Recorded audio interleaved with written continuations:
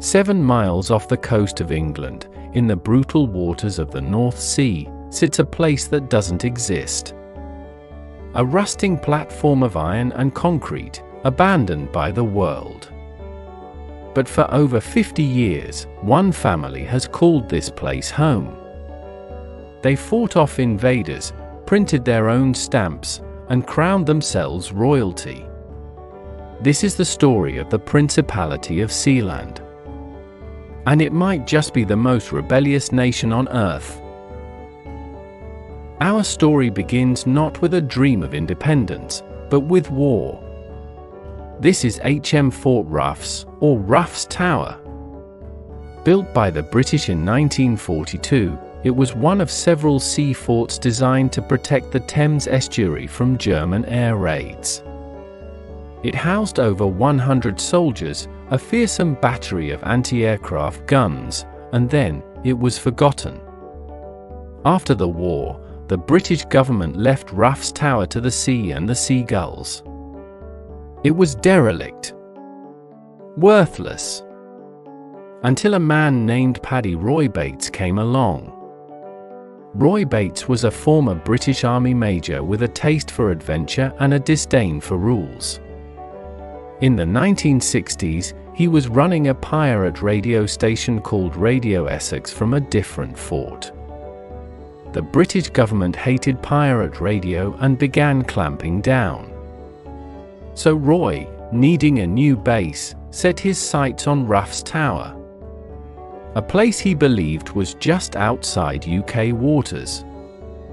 On Christmas Eve, 1966, Roy and his family took possession of the platform. It was cold, rusted, and dangerous. But it was theirs.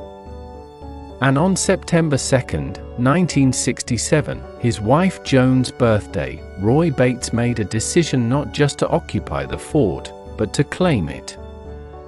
He declared the Principality of Sealand. He became Prince Roy. His wife, Princess Joan. Their son, Michael, was now a prince. They had a flag, a national anthem, and a motto, E Mare Libertas. From the sea, freedom. The British government was not amused. The Prince versus the world. The UK immediately saw this as a problem. In 1968, British authorities tried to evict the Bates family. They sent a boat to remove them. And that's when Prince Roy fired a warning shot. It was just a flare gun, but it was enough. Since Roy was a British citizen, he was summoned to court. This was Sealand's moment of truth. And in a stunning ruling, the judge threw the case out. He stated that Ruff's Tower was beyond the territorial waters of Britain. Therefore, UK law had no jurisdiction over the matter. To the Bates family, this wasn't just a legal win.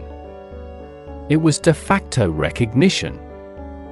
Sealand was, in their eyes, real. The coup and the counterattack. But the Bates family's rule wouldn't go unchallenged.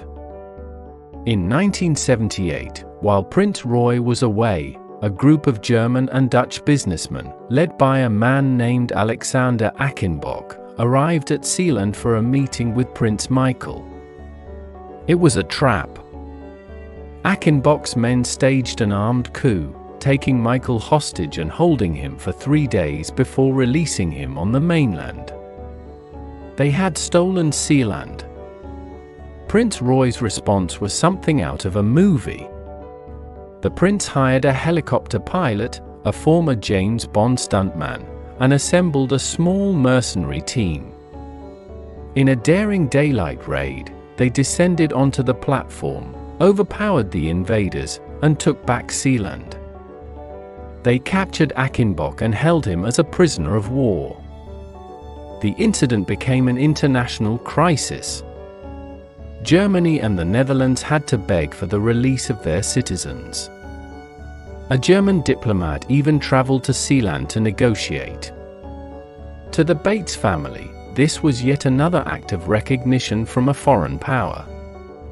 They had won. Again. Selling a dream. Flushed with victory, Sealand began acting like a real country. They minted coins, printed stamps, and most notoriously, they sold passports. For a fee, anyone could become a count or countess of Sealand. They sold thousands. But this eventually backfired. In the 1990s, Interpol linked several Sealand passports to international criminal activity, including the murder of Gianni Versace. The Bates family, horrified, immediately voided all passports and ceased their sale. It was a blow to their legitimacy, but not to their spirit. The digital kingdom. As the physical world became more complicated, Sealand looked to the future, the Internet. In 2000, a company called Haven Co. made a deal with the Bates family. They moved onto the platform with a revolutionary idea to turn Sealand into the world's first truly free, unregulated data haven. They would host anything, free from any government laws. For a brief moment, Sealand became the ultimate symbol of cyber-libertarianism. While Haven Co. eventually failed, the idea cemented Sealand's legend as a place for those who operate outside the lines. The legacy. Prince Roy Bates passed away in 2012. Today, Sealand is maintained by Prince Michael and his family. You can't just visit, you have to apply for a visa and arrange a helicopter. But you can buy a title. For about £30, you can officially become a lord, lady, or even a Duke of Sealand. Is it a country? The world says no. It's considered a micronation, a project of sheer human will. It has no land, no population, and no recognition. But it has a story. A story of one family who looked at a rusty platform in the cold North Sea and didn't see ruin. They saw a kingdom. They saw a place where, for a little while, they could be utterly, completely free. Like this video if you declare yourself the prince of your own home. Subscribe for more incredible stories of hidden worlds.